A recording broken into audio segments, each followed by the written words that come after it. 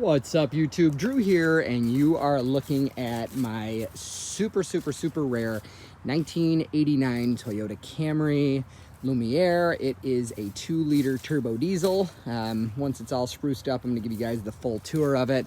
But it's a very rare car, even in Japan. And the speakers in it were blown, but it sounds like if they weren't blown, they wouldn't suck. But there's just these little tiny speakers, right?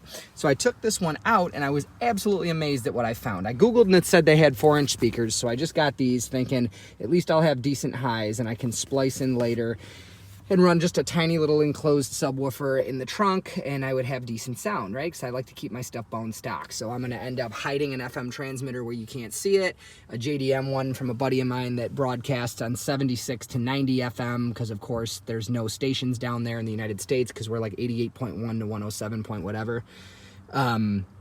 Yeah, so this is what I found, and I was just really shocked. If this is common, I mean, if you people that are maybe a little bit older than me, this car's in 89, I was born in 87.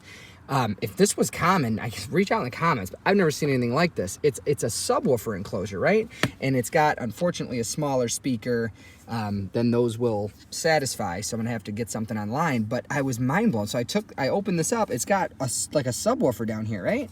So I opened this up to find that the subwoofer is actually not really a subwoofer. It's driven by this, but this box is funny because obviously right now it can't produce any bass because there's no surround on the speaker. In fact, I might save the speaker and rebuild it, and the other side's worse.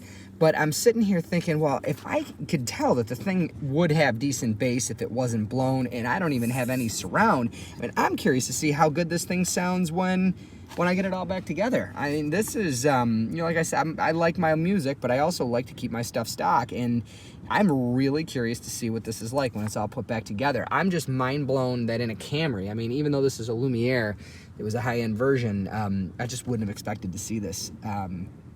You know, you can tell you're not in a 90s car because everything doesn't just snap together. It's actually got screws and metal brackets and all kinds of stuff. But yeah, just really, just overall impressed, you know, with the construction of this. So I'm going to put it back together the way it came with some new speakers and just kind of rock it, I guess, you know. But anyways, I'm Drew. I hope this was entertaining. If it is, definitely give it a thumbs up. I love exploring these Japanese cars, and I would encourage anybody to buy one, import it yourself if you can, like we do. I've had so many of these, and they're so fun to explore. I just thought this was neat, and I wanted to share it. So if you like it, make sure you hit that like button. It'll help other people see it.